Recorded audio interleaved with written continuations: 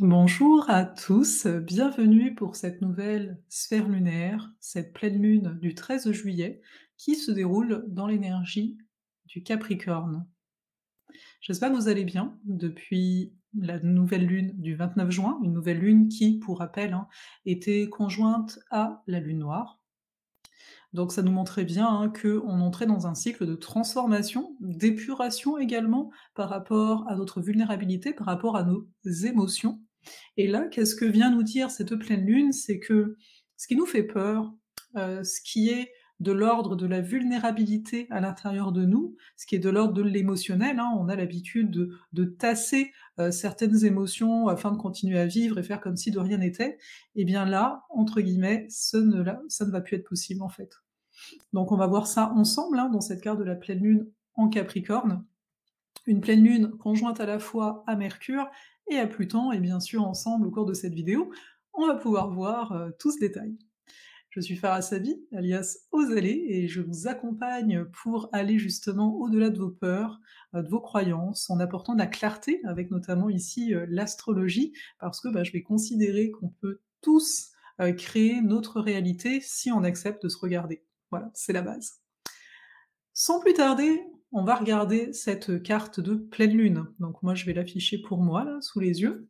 Donc, comme je vous le disais, ici, vous voyez, tout à gauche, on a la lune, le croissant de lune, et la planète juste à côté, c'est Pluton. Pluton ici est rétrograde. J'aime à dire Pluton en termes de dessin, là, si vous le voyez assez bien, c'est comme un petit bonhomme, vous savez, il y a une tête et hop, il y a les mains comme ça. Et si vous suivez le trait rouge, qui nous marque une opposition, en face, du côté droit, sur fond bleu, là, on a le symbole du Cancer, et le rond avec le point au milieu, c'est le Soleil. Et juste en bas du Soleil, on a le symbole de Mercure. Donc déjà, on arrive là, et on se dit: «Mais OK, il y a vraiment cet axe Cancer-Capricorne qui est montré du doigt». C'est un axe qui nous parle de quoi? Qui nous parle d'identité, qui nous parle d'un côté avec le Cancer de racines, de patrie, de où est-ce que je me sens en sécurité quelque part, quelle est mon appartenance également. Et puis en Capricorne, on a cette identité sociale, c'est la place publique, c'est OK, c'est quoi ton métier? C'est ça. Vous savez, quand on parle du Capricorne, c'est beaucoup ça, la notion de place publique, c'est OK, t'es marié, t'es pas marié, OK, ça aussi c'est un statut dit social, c'est une identité dite sociale, c'est un petit peu ce qu'on va nous demander dans les formulaires administratifs.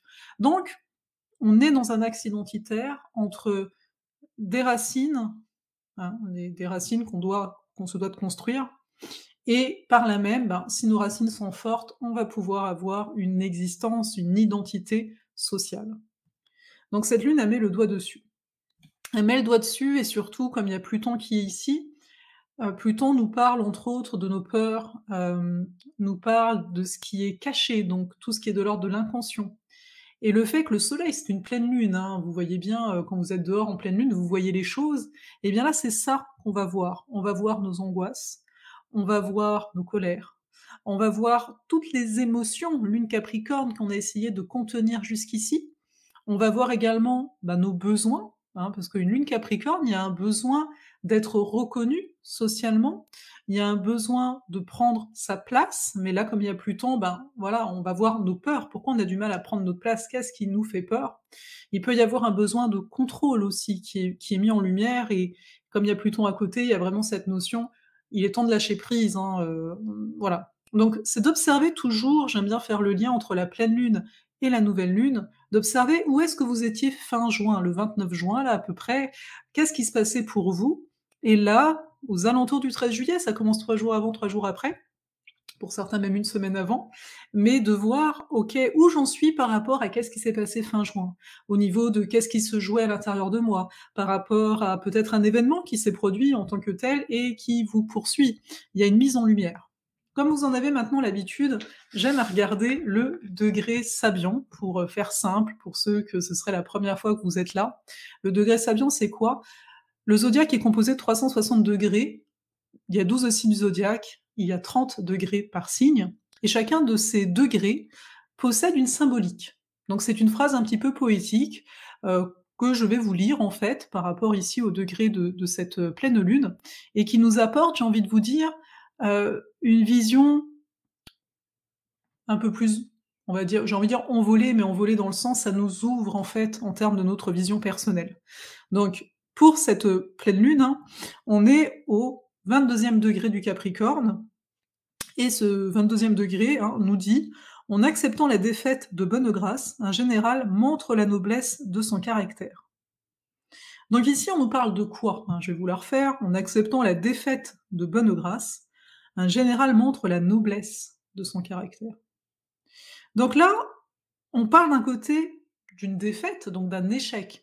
Pourquoi avec une lune Capricorne, on veut contrôler? Parce qu'on a une peur de l'échec. Ça aussi, hein, lune Pluton ici, on parle de peur et là, ben, on nous montre bien qu'il pourrait y avoir une peur d'échouer, hein, la défaite, c'est ça. Mais là, on voit qu'on nous donne déjà une clé d'entrée de jeu en nous disant: «On peut accepter la défaite de bonne grâce». C'est de se dire: «Bon, ben, j'ai joué, j'ai perdu». Vous voyez? Un peu comme ça et ça nous dit un général, donc quelqu'un quand même qui a justement un statut social. Le côté général, c'est un statut en tant que tel au niveau de l'énergie Capricorne, donc un général montre la noblesse de son caractère et on nous parle de caractère, de personnalité d'une certaine façon. Et ça, on le retrouve dans l'énergie du Cancer. Dans le Cancer, pour rappel, on est en train d'assimiler les expériences qu'on a eues les derniers mois, les dernières semaines, et cetera. Et suite à ça, on va naître à nous-mêmes. Donc on crée quelque part un individu, enfin nous-mêmes en tant qu'individu, donc un caractère, une personnalité, et cetera. Ici, ça veut dire quoi? J'ai parlé de vérité dans le titre de cette vidéo. Pourquoi? Parce que quand on va se regarder en face, comme le veut une pleine lune, hein, chaque pleine lune, vous voyez, le soleil et la lune en face, on se regarde. Donc le fait de se regarder en face, le fait de se dire nos vérités, permet d'accepter. Permet d'accepter que, bah oui, j'avais des attentes par rapport à cette situation. J'avais des attentes par rapport à cette personne. J'avais des attentes par rapport à la vie, hein. Des fois, on peut aussi, là, avec le Capricorne, le côté, ça fait, 10 ans que je suis dans telle entreprise et j'ai pas atteint tel poste ou tel poste ou, pourtant j'ai tout donné, j'ai conscience de moi et cetera dans la vie et pourtant je vis une situation qui actuellement je ne comprends pas pourquoi c'est là, comme si je ne le méritais pas, en fait. Donc c'est de voir ici qu'au niveau de cette pleine lune, on nous invite fortement, d'une part à regarder donc nos peurs et compagnie. De les regarder comment? On a Mercure qui est en lien au Soleil. Donc mais c'est un Mercure Cancer, donc c'est de regarder les choses par le spectre du mental, mais un mental ici qui est proche de l'émotion. Mercure Cancer, il va être très dans la poésie. Mercure Cancer, il va être très en lien à, comment dire? Être en lien à ses propres besoins. C'est ça aussi qu'on nous dit d'éclairer. Quels sont ici tes besoins? Et une fois qu'on s'est donc nommé, parce qu'il y a la notion de nommer ici qui est importante, Mercure opposé Pluton nous dit bien qu'on peut voir clair dans le rôle de chacun. On a tous un rôle. En fonction avec on est avec tel groupe d'amis, on a un certain rôle, avec tel autre groupe de personnes, c'est un autre rôle. Les rôles font partie, du jeu, j'ai envie de dire ça comme ça. Et là, Mercure opposé Pluton, ça nous dit bien: «Je vois clair, je ressens clair» d'une certaine façon. Et ça peut donner l'opportunité de nommer, de dire. En tout cas, c'est très invitant là-dedans. Parce que si on ne nomme pas, on ne dit pas, ça pourrait sortir un peu n'importe comment. Ça peut être aussi, vous savez, j'essaie de retenir une émotion, nanana, il y a un truc qui se passe et là ça sort comme ça sort. Donc, on peut éviter ça. Ou pas. C'est des fois, c'est le fait de rentrer dedans qui fait que les choses bougent. Donc ce que je veux dire par là, c'est de vous observer comme d'habitude et de vous dire: «OK, est-ce que là, j'ai envie de nommer ce genre de choses? Est-ce que c'est un bon temps pour moi pour nommer?» Et si c'est nommé à un moment où ça éclate n'importe comment, ne pas se flageller non plus, hein. On cherche pas la culpabilité ici, au contraire, de se dire: «Bah, au moins, ça circule à nouveau». Il y a une recherche de circulation. Le Capricorne peut être un signe qui a du mal à bouger en tant que signe de terre, mais en même temps, c'est un signe qui, vous voyez, on parle par rapport à la phrase là du degré Sabian, on pouvait parler de défaite, d'échec et cetera, mais à un moment, il y a une intelligence quand même qui est là et qui comprend que tout fait partie du chemin en tant que tel, même si sur le moment, c'est très difficile. Avec la lune en Capricorne, on peut aussi avoir besoin de solitude, hein, actuellement, donc ce qui est normal. C'est-à-dire, je suis en train de voir que je vis des choses pas évidentes, j'ai peut-être pas envie d'être tout le temps en contact, donc respectez-vous là-dedans. Il y a besoin de poser des limites, il y a besoin de poser des frontières. Il y a besoin de sortir de ce désir des fois un petit peu narcissique qu'on peut tous avoir, d'aller parler à l'autre de ce que je suis en train de vivre émotionnellement, là, tout de suite, maintenant. Faisons le travail de maturation qui nous est proposé avec l'énergie du Capricorne. Comment je peux rester en contact avec cet inconfort avant de trouver une fuite? Parce que à la base, il y a cette volonté, de se fuir, j'ai envie de le nommer ainsi, dans le sens où là, qu'est-ce qu'on voit? On va le voir juste après, mais on va le voir maintenant, en fait. On a Neptune qui est en carré à Vénus Gémeaux. Vénus Gémeaux, c'est quoi ici? Pour être dans le contexte de ce que je viens de vous dire, c'est: je veux de la diversité, je veux du contact, je m'intéresse à plein de choses, mais c'est carré à Neptune. Donc on pourrait se dire: qu'est-ce que tu fuis en faisant ça? D'être honnête avec soi. Qu'est-ce que tu es en train de fuir? Quelle émotion est inconfortable? Est-ce que tu peux, ne pas toucher à ton téléphone pendant 15 minutes? Une demi-heure? Une heure? Toute une journée? Est-ce que oui, tu peux le faire parce que tu es accompagné d'autres personnes, ou oui, tu peux le faire parce que, Lune Capricorne, tu arrives à être en contact avec, d'un côté, tes peurs avec Pluton et l'inconfort qui peut être en lien à ça? C'est un challenge, c'est un défi en tant que tel, mais d'observer qu'il y a ça dans le ciel. Au-delà du fait que, c'est sûr que Vénus nous parle toujours un petit peu du relationnel, et dès qu'on est en pleine lune, la pleine lune la pleine lune, donc une opposition, nous parle automatiquement d'un relationnel également, que ce soit le relationnel entre qu'est-ce que je vis à l'intérieur et qu'est-ce que je montre à l'extérieur, ou qu'est-ce qui se passe à l'extérieur et comment ça engrange des choses à l'intérieur de moi, mais ça peut être aussi, l'autre, hein, tout simplement. Donc ici, on le voit, que l'autre, ça peut être sympa, il peut y avoir du monde qui est là, mais tout n'est pas totalement clair, et avec une lune Capricorne, on a besoin de poser des limites, on a besoin de clarté, on a besoin que les choses soient dites, sinon quoi? Sinon il peut y avoir des angoisses, sinon il peut y avoir, là on tombe dans l'énergie du Cancer, dans quelque chose de complètement, farfelu à l'intérieur de nous, très subjectif, et c'est là où, entre guillemets, «rien ne va plus». Sachant que, il y a également, au-dessus du soleil, donc là sur la carte c'est toujours à droite, hein, le Cancer il est sur fond bleu, et il y a une sorte de symbole qui n'est pas rouge ici sur ma carte, hein, c'est Cérès. C'est une sorte de faux. Donc c'est intéressant parce que Cérès, c'est Déméter, au niveau de la mythologie grecque. Elle est face à Pluton, Pluton Hadès. Et pour ceux qui connaîtraient pas, Hadès, à un moment, a rencontré, Perséphone, il l'a même kidnappée, et Déméter est la mère de Perséphone. Et Déméter est la représentation, de la nature, en tant que telle. Et elle était tellement malheureuse, la partie de l'année où, sa fille est aux enfers, à régner avec Hadès, que, on a l'hiver. Vous voyez? C'est un peu la représentation, Déméter qui représente l'abondance et cetera, quand elle est triste, voilà, c'est l'hiver. Sauf que, vous le savez, tout est cycle, et l'astrologie nous le montre très bien, tout est cycle, et en même temps, on observe la nature, tout est cycle aussi.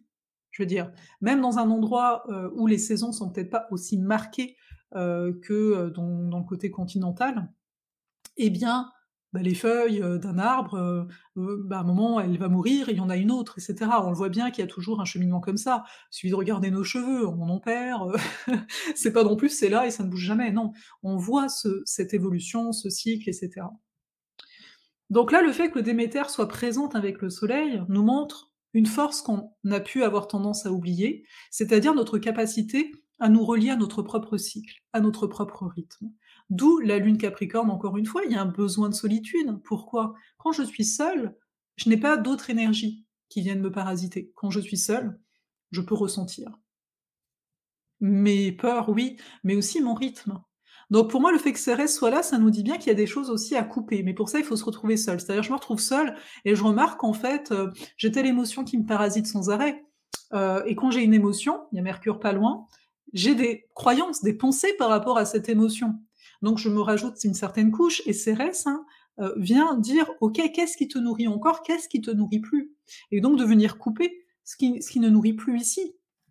Et d'observer que, oui, on est comme ça, c'est-à-dire qu'il y a une part plus hadès, plus plutonienne en nous, où on est sans cesse en mutation, en transformation, et d'accepter aussi ces cycles-là, ils sont nécessaires. Et de l'autre côté, d'accord, il y a ce cycle de mutation, mais à un moment, est-ce que je nourris des pensées par rapport à cette mutation? Est-ce que je suis en train de m'en rajouter en me disant: «Ah, je suis déprimée» ou «La vie ne va plus jamais aller», ou est-ce que je sais couper, là-dedans pour retrouver quelque part un rythme, qui m'est propre et qui est sain pour moi? Mais oui, ça va demander de se regarder en face, et oui, ça va demander également de lâcher sur des choses. on est comme drogués, hein, j'ai envie de vous dire, sur certaines émotions. On les aime, hein, nos émotions. J'ai presque envie de dire, des fois, on les aime, hein, nos problématiques. Surtout quand quelque chose revient. Observez pourquoi ça revient. Tu sais, pourquoi voilà. Alors oui, on va me dire, bah oui, ça a des cycles d'épuration. Surtout quand on est conscient. Quand je dis qu'on est conscient, c'est qu'on s'observe, hein. C'est ça que j'entends quand je parle de conscience, c'est d'être en mesure d'être assez présent à soi pour s'observer. Et qu'est-ce qu'on voit? On va aller un peu plus loin sur cette carte, hein. On a Uranus. Uranus qui est, ici conjoint, alors c'est, en bas à droite, sur fond rouge, hein, on a le Taureau et vous avez un petit casque à nouveau, qui est le nœud nord et la planète juste à côté, c'est Uranus. Ça fait un moment qu'il est avec le nœud nord. Donc ça nous montre bien, en Taureau, qu'il y a des choses, qu'on avait établies être, nous, qu'on avait établi être la réalité qu'on partage tous, le Capricorne nous parle également de la réalité, hein. Eh bien, il y a des choses qui doivent bouger. On le sait, ça a déjà commencé. Mais là, Uranus, il est en très bel aspect, il est en sextile en fait, au Soleil, Mercure, il est en trigone à la Lune. Donc ça veut dire que ça nous soutient. Donc, qu'est-ce que ça veut dire ici? Ça veut dire, ben, prenez des initiatives pour apporter du changement. Osez vous bousculer. De toute façon, si vous vous bousculez pas vous-même, la vie va vous bousculer, mais c'est un aspect harmonieux. Donc les aspects harmonieux, ça veut dire tu peux passer à côté, sincèrement, mais ça veut dire aussi que ça peut se faire en douceur. Si bien sûr, encore une fois, je ramène toujours à ce Pluton, mais si on accepte de se regarder. Après, pour certains, on peut faire l'autruche, hein, je veux dire, on le voit bien, il y a des moments de vie, on n'est pas sur telle ou telle chose, on peut pas être partout et c'est très bien. Mais là, d'observer que il y a vraiment ce rapport au changement qui est encore là, mais pour, parvenir à tout ça, ça va vraiment demander de comprendre ce qu'on est en train de chercher, hein. On cherche quoi? On cherche à prendre des initiatives, on cherche à renaître à nous-mêmes, on cherche un nouveau souffle. Ce nouveau souffle va passer automatiquement par, oui, une forme de compromis. Compromis n'est pas concession. Concession, c'est vraiment, tu t'es coupé un bras. Compromis, c'est de comprendre que peut-être actuellement, tu peux pas voyager. Prenons cet exemple. Mais OK, tu peux pas, soit tu peux pas légitimement dans le sens, vraiment voilà, ou tu as envie, mais en même temps tu as pas envie. En tout cas, pourquoi mettre de l'énergie dans une hésitation pendant 20 ans? Il y en a pas besoin. Donc de se dire: «OK, ça c'est pas clair, c'est peut-être pas le moment, mais qu'est-ce qui est plus clair actuellement? Qui peut-être me fait peur?» Et c'est ça la notion de compromis, de dire: «Bah, actuellement, ça je le laisse de côté, mais je m'occupe d'autre chose». C'est: «OK, j'ai envie, d'avancer avec cette personne, hem, on est un peu différents et c'est aussi ça qui crée peut-être l'alchimie. Donc actuellement, elle peut pas faire ça, mais qu'est-ce qu'on peut faire ensemble? Et au bout d'un moment, qu'est-ce qui va naître? Quand on va poser nos limites, quand on va voir nos peurs, parce que des fois, on peut faire certains compromis aussi par peur. Donc une fois qu'on est honnête, on va pouvoir être dans une énergie, on a un Jupiter et un Chiron en Bélier, dans une énergie où on prend des initiatives, où on recouvre notre pouvoir. Parce que je l'ai pas dit comme ça, mais Pluton, c'est aussi le pouvoir, c'est la puissance. Donc qu'est-ce qui nous fait si peur en nous? Qu'est-ce qui fait si peur de dire à quelqu'un: «Ma vérité à l'heure actuelle, c'est telle chose»? Bah, ce qui nous fait si peur, c'est les émotions. On a peur de ressentir certaines émotions, on a peur d'être abandonné, on a peur de se retrouver sans racine à l'heure actuelle. Mais pourtant, c'est ce qui est dans l'air. Uranus, alors je vous ai dit, il nous invite à avoir du changement, et cetera, mais c'est pas forcément évident parce que il forme ici, Saturne est rétrograde là en Verseau, donc ça forme un carré à Saturne. Ça veut dire quoi? Ça veut dire qu'on retourne un peu dans des patterns, un peu comme vous savez, vers 2020 là, où on se sent un petit peu, bloqué. Donc, à quoi sert le fait de se sentir bloqué? À quoi sert, en fait, un aspect de tension en astrologie, un carré? À nous donner du dynamisme. Ici, celui qui forme le carré, c'est Saturne. C'est lui qui recule, qui revient vers Uranus. Donc il fait ça pourquoi? Pour apporter une forme de structure, une forme de vision. C'est un Saturne Verseau.